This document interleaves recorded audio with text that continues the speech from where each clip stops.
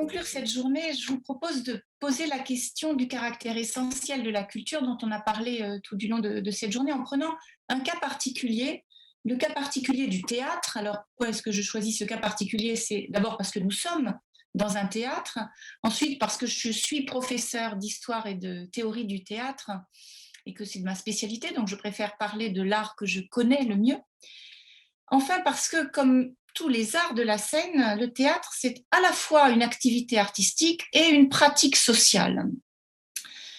L'angle sous lequel je vais envisager la chose renoue avec la première table ronde de cette matinée, c'est l'angle du vivre ensemble. Il y a plusieurs manières de vivre ensemble. C'est un mot un petit peu fourre-tout qu'il convient de définir. Toutes les manières de vivre ensemble ne sont pas épanouissantes. Certaines sont oppressives ou réductrices. C'est le cas de celles qui enferment l'individu dans sa petite communauté familiale, amicale, sociale ou religieuse, et qui l'empêchent d'en sortir. D'autres manières de vivre ensemble, au contraire, sont libératrices. Ce sont celles pour qui le commun, sans nécessairement atteindre un universalisme qui est peut-être illusoire, permettent au moins à l'individu de se projeter dans autre chose que l'identification à sa propre communauté. Ces bonnes manières de vivre ensemble instaurent un rapport sain entre l'individu et la collectivité en ne réduisant pas celui-ci, l'individu, à son appartenance à celle-là, la collectivité. Ces manières saines de vivre ensemble admettent une autonomie possible de l'individu par rapport à son groupe. Elles étendent le commun au-delà des limites de la communauté et elles inscrivent la communauté dans un collectif qui dépasse la communauté pour atteindre la cité.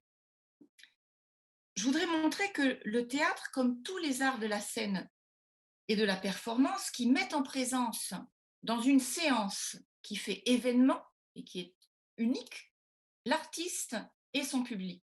Et que ce théâtre, donc cet art de la scène particulier, correspond à la seconde catégorie des manières de vivre ensemble dont j'ai parlé tout à l'heure, c'est-à-dire qu'il propose un modèle de vivre ensemble vertueux et émancipateur.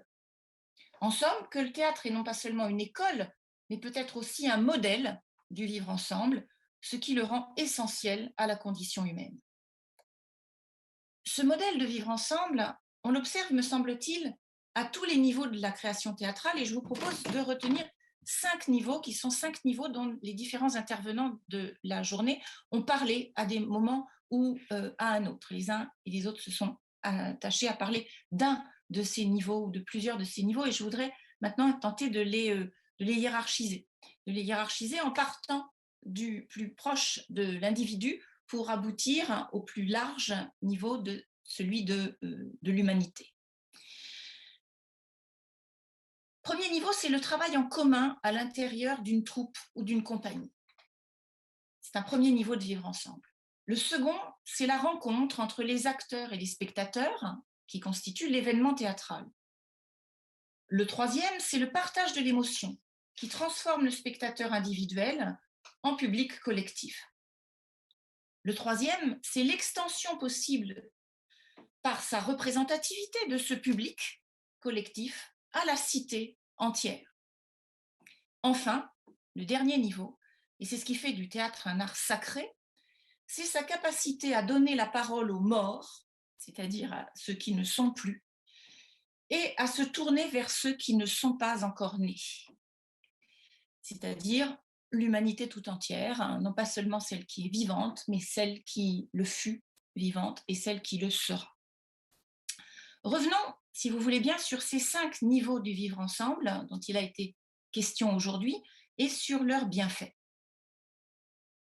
Premier niveau, à l'intérieur même de la troupe, de la compagnie ou de l'établissement théâtral.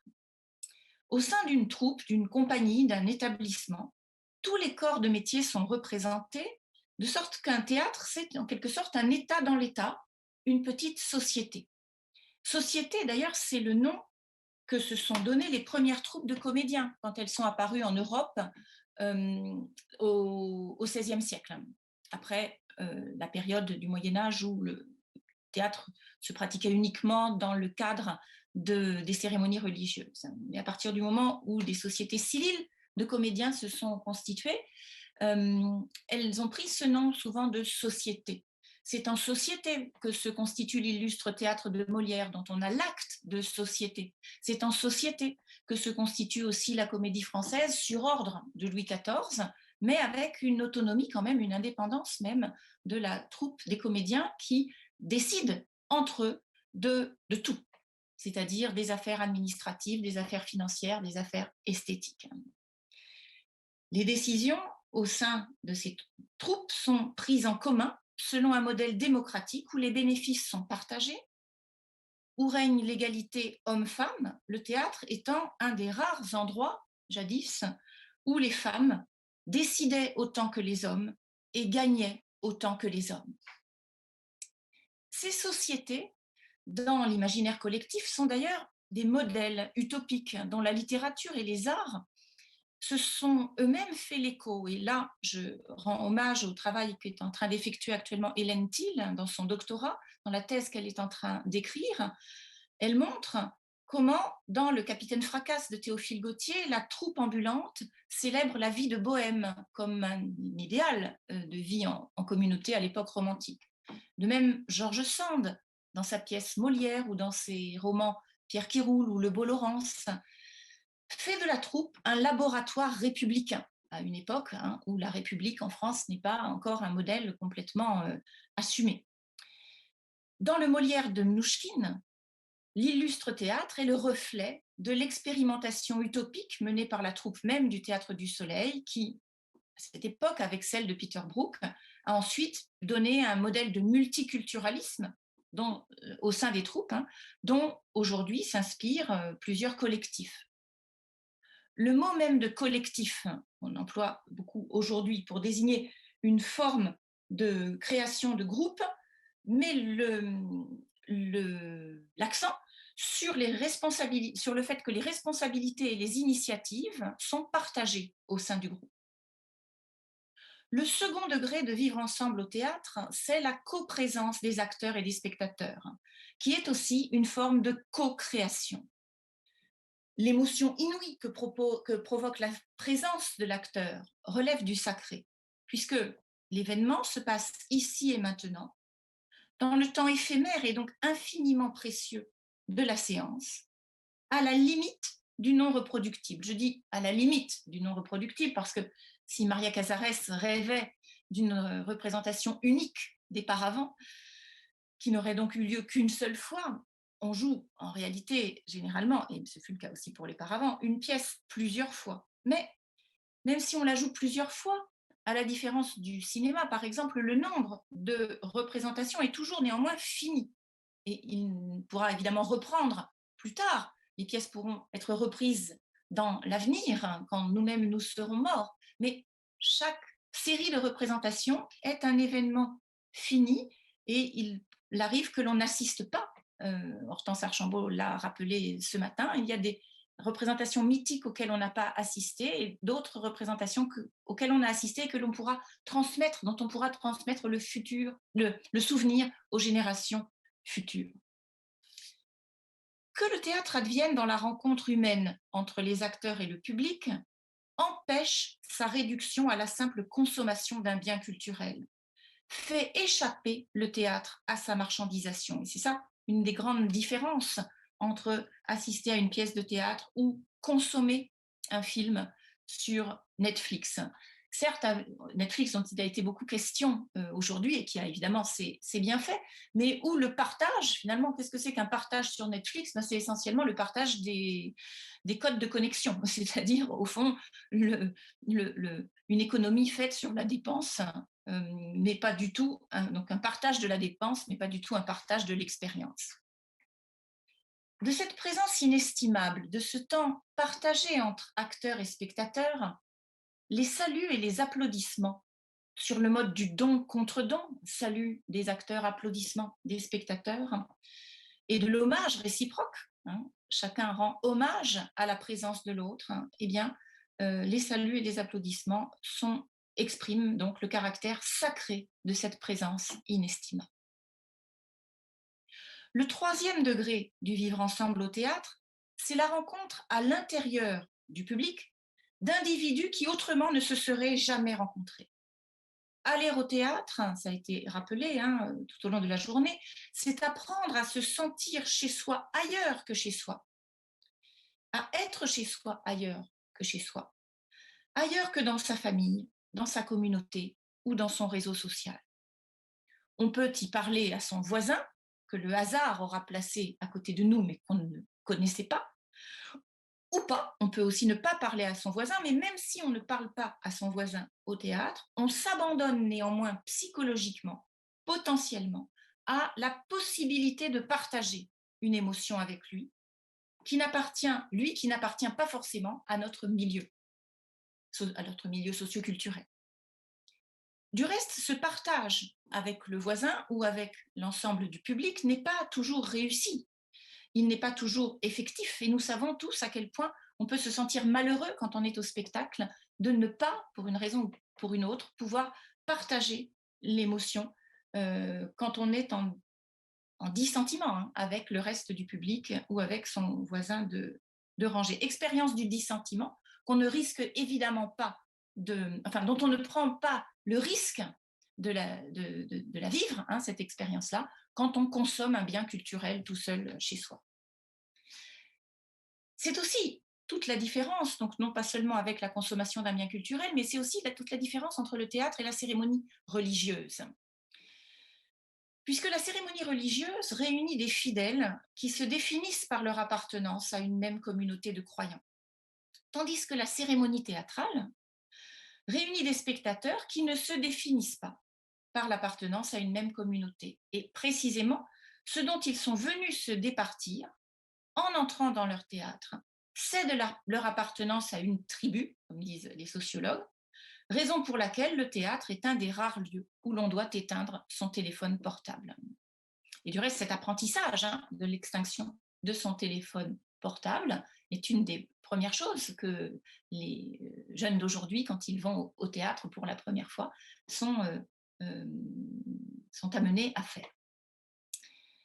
Par cercles concentriques qui s'élargissent dans un mouvement d'expansion, la cérémonie théâtrale part d'une envie de faire plaisir à ses proches, tel ce jeune homme qui avait emmené sa compagne voir un Castellucci, dont il a été question cet après-midi. Donc ses proches pour qui on a loué des places ou qui ont loué des places pour nous. Elle s'étend à une fraternité avec mes voisins de rangée, puis potentiellement au reste du public, de sorte que aller au théâtre, c'est prendre le risque du partage du sens et de l'émotion, ce que Jacques Rancière appelle le partage du sensible, qui est à la fois sens et émotion, accès au sens par l'émotion, avec ceux qui sont différents de moi, avec lesquels je ne fais donc pas communauté, mais collectivité. Le quatrième degré du vivre ensemble au théâtre, c'est celui qui lie le public et les acteurs à la cité entière, en dehors des murs du théâtre. Et c'est bien la raison pour laquelle il y a eu de si grands scandales de théâtre qui ont pu toucher la cité, alors même que tout le monde dans la cité ne vient pas au théâtre. Je pense au scandale des Paravents ou je pense à celui de Sur le concept du visage du Fils de Dieu de Romeo Castellucci il y a quelques années, où ce qui se dit, ou ce qu'on croit savoir qui se dit, ce qu'on imagine qui se dit sur le théâtre, même si soi-même on ne va pas au théâtre, peut interpeller et de telle sorte que quelqu'un qui ne va pas au théâtre s'intéresse quand même potentiellement à ce qui s'y joue.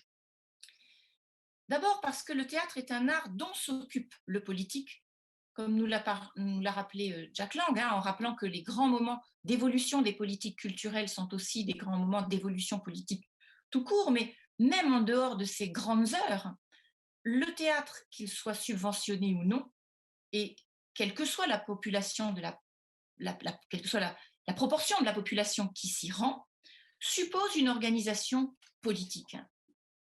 La mise à disposition d'équipements, son inscription dans un urbanisme ou dans un aménagement du territoire. L'inscription aussi temporelle, donc pas seulement géographique, mais chronologique, temporelle, des spectacles dans un calendrier collectif. Jadis, les Dionysies au temps des Grecs anciens, ou les entrées princières au temps de la Renaissance, ou au Moyen Âge les mystères à l'époque de la Nativité ou de Pâques. Aujourd'hui, les festivals ou les fêtes de la musique qui sont programmées dans le calendrier collectif. Ensuite, parce que le théâtre parle de la société. C'est même une de ses fonctions principales. Et elle en parle à tous, y compris historiquement à ceux qui ne savent pas lire. Le théâtre, c'est le, le livre de ceux qui ne savent pas lire, historiquement. C'est ainsi qu'au XIXe siècle, par exemple, en France, main vaudeville ou drame populaire traitaient au cœur de leurs intrigues. Leurs intrigues dépendaient étroitement de sujets de société qui étaient rendus problématiques par le Code civil. Par exemple, le manque de reconnaissance des enfants naturels, qui est un sujet très fréquent dans les pièces du XIXe siècle, ou l'impossibilité de divorcer, puisque pendant une majeure partie du XIXe siècle, le divorce était interdit, ou la suggestion des femmes à l'autorité du mari, quel que soit leur statut social, d'ailleurs, sujet du merveilleux petit proverbe de Vigny, quitte pour la peur. Aussi parce que le théâtre parle non seulement de la société, mais aussi de la politique, pas sur le même mode que le discours militant, que ce discours militant soit un discours de propagande ou de contestation, mais en mettant le spectateur devant la responsabilité de ses choix par identification à des personnages qui se retrouvent dans des situations où ils ont la responsabilité d'agir, où ils ont devant eux leur libre arbitre à mettre en œuvre, et cela de manière complexe et non pas partisane. C'est-à-dire que généralement dans une pièce de théâtre, dans une bonne pièce de théâtre, dans un chef-d'œuvre, parce qu'il y a aussi beaucoup de pièces de théâtre mauvaises, bien sûr, mais dans un chef-d'œuvre, généralement, la réponse n'est pas donnée. La réponse n'est pas donnée au spectateur, sur des questions qui peuvent être des questions personnelles, mais qui peuvent être aussi des questions de philosophie politique. Par exemple, pour prendre des exemples dans des pièces romantiques, dans Cromwell de Hugo ou dans Léo Burckhardt de Nerval, le révolutionnaire peut-il rester fidèle à ses idéaux une fois qu'il parvient au pouvoir? Bon, question absolument intemporelle. Ou bien dans Hernani, question intemporelle elle aussi, d'où le puissant tire-t-il sa légitimité? Ou bien, question intemporelle aussi de philosophie politique au cœur de l'intrigue de Lorenzaccio, suffit-il de supprimer le tyran pour supprimer la tyrannie? Si tout un chacun, quel que soit son niveau d'instruction, est capable de se poser ces questions au théâtre, c'est que le théâtre propose des fictions individuelles en les articulant à la grande histoire. Et donc, on peut accéder à la grande histoire en s'identifiant ou pas, mais en tout cas en se projetant dans l'individu. C'est le cas des grandes pièces de Brecht, c'est le cas des Paravents de Genet et de toutes les pièces plus récentes qui ont la guerre d'Algérie comme toile de fond et qui permettent de penser les plaies, au moins en exprimant le non-dit, en faisant sortir le secret du lieu où il fait mal. C'est le cas, par exemple, dans Quai de Seine, point de non-retour d'Alexandra Badea en 2019, ou la même année, Des oubliés Alger-Paris de Julie Bertin et Jade Herbulot. Enfin, le dernier degré du vivre ensemble théâtral, c'est celui qui relie les vivants aux morts et à ceux qui sont encore à naître. Parce que le théâtre est avec le mythe, du reste, le théâtre est un des lieux privilégiés de l'invention et de la réinvention des mythes, l'endroit où l'on affronte les plus grands tabous anthropologiques. Jusqu'où faut-il honorer les ancêtres et leur rester ou non fidèles? Que doit-on faire de son ennemi vaincu? En quoi l'inceste brise-t-il la parenté? En quoi la trahison brise-t-elle l'amitié? Et bien d'autres questions, bien d'autres grandes questions anthropologiques auxquelles le théâtre ne répond pas en opposant le bien et le mal, ni comme le font les réseaux sociaux en confondant la justice et la morale. Là où les sermons visent à prêcher, les harangues à convaincre et les pétitions à transformer une conviction en décision collective, l'art, en général, donne à contempler, réfléchir, méditer ces grandes questions anthropologiques liées au bien et au mal via l'épreuve sensible, tout autant, voire plus, que par la raison raisonnante. Au théâtre, l'absence de focalisation, le fait qu'il n'y ait pas un narrateur qui voit à travers, qui nous force à voir à travers l'œil d'un personnage, mais le fait qu'on ait une multitude de personnages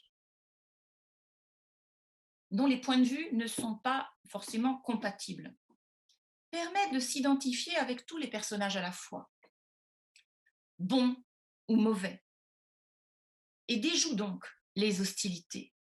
Je m'identifie à la fois, tour à tour, et en même temps, à la victime et au bourreau, à chacun des membres de la famille von Essenbeck dans Les damnés, famille qui s'autodétruit par la lâcheté, la complaisance ou l'adhésion à une idéologie mortifère. Je suis indignée par Tartuffe, mais je le plains quand il est éconduit, manipulé et trompé par Elmire. Et je repère non seulement sa propre culpabilité, mais aussi la responsabilité d'Orgon par son aveuglement dans l'emprise que prend le dévot sur sa famille. Les Perses d'Eschyle, une des plus anciennes pièces qui nous soit parvenue du théâtre occidental, commémore la victoire de Salamine, mais elle invite en même temps, cette pièce, le spectateur grec à éprouver la douleur du vaincu, et non pas seulement la gloire du vainqueur. Le théâtre n'est donc pas l'art du repli communautaire sur soi, mais l'art de se protéger, de se protéger soi-même en se projetant dans la sensibilité de l'autre. L'autre, c'est-à-dire pour l'acteur, un personnage dont il n'est pas pour l'acteur, un personnage dont il n'est pas le représentant et qui n'est pas forcément représentatif du type de personnage qu'il joue. Pour le spectateur, qui, comme le montre la tirade de Lecce et le Bernon dans l'échange de Claudel, projettera sa psyché sur l'actrice, sur Lecce, quel que soit le personnage qu'elle joue et quel que soit le type de personne qu'est le spectateur, pourvu qu'il ait en lui un petit fond de sentiment de culpabilité, qui est le seul point commun à tous les spectateurs dont Lecce et le Bernon fait la typologie dans sa grande tirade magnifique de l'échange. Le théâtre est enfin l'art de converser avec les morts, tout en se projetant vers ceux qui sont encore à naître. Parce que c'est un art traditionnel de la transmission des techniques de la commedia dell'arte, du No, du kabuki, du bunraku. Et aussi parce que, Olivier Pourriol, citant Hugo, le rappelait ce matin, il n'y a pas de progrès en art et que les anciens ont tout autant de valeur, de force, de conviction, d'énergie et de grandeur que les auteurs contemporains. Et que Dante, mis en scène par Romeo Castellucci, par exemple, il y a quelques années en Avignon, nous parle encore de la condition humaine qui est la nôtre aujourd'hui. Cette conversation avec les morts a une vertu métaphysique et existentielle essentielle, que tend à abolir notre civilisation présentiste. Parce que notre civilisation présentiste, en niant le passé, bouche l'espérance en l'avenir. Je conclus. Parce qu'il est interprété par des hommes, pour des hommes, dans un cadre public, celui où l'on dénonce les injustices, où l'on distingue le droit et la loi, où l'on met à plat les conflits, où l'on déplore les grands crimes anthropologiques. Le théâtre, qui traite des thèmes de l'identité, de la communauté et de la réparation des torts, thèmes qui lui sont quasiment consubstantiels, les traite d'une manière qui est une manière salvatrice. Pourquoi ? Parce que le principe du théâtre, c'est de chercher l'identité de l'homme tout en la questionnant, en ne la tenant pas pour acquise et en la tenant pour multiple. Parce que le principe du théâtre, c'est de souder dialectiquement la communauté, en relativisant ses dissensus externes, trop évidents, trop sommaires, et en exhibant ses contradictions internes, plus subtiles que ses dissensus externes, c'est-à-dire ses hostilités. Parce que le principe du théâtre, c'est aussi de soigner les traumas par leur expression même, hein, on l'a bien entendu cet après-midi dans le versant médical et thérapeutique hein, de l'art. Hein. Fonction homéopathique première de la catharsis.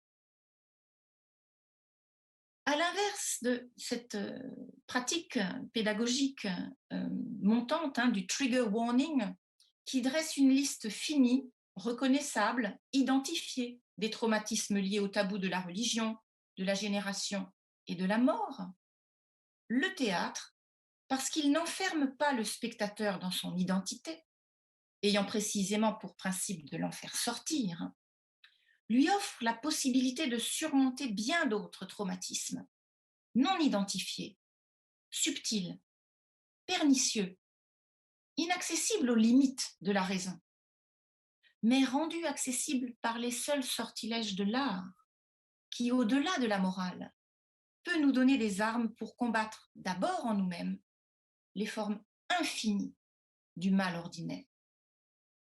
En somme, les vertus curatives, thérapeutiques, morales, sociales et politiques, du théâtre en particulier, mais de l'art en général, sont précisément celles qui manquent à la marchandisation du divertissement, au culte de l'identité, à la réduction du collectif au réseau social et à la communauté. Il est donc urgent de retrouver avec le théâtre et la culture non seulement le sens, mais aussi l'expérience vivante du plaisir, du partage et du sacré. Oh, let it forever and done, let it never to be born.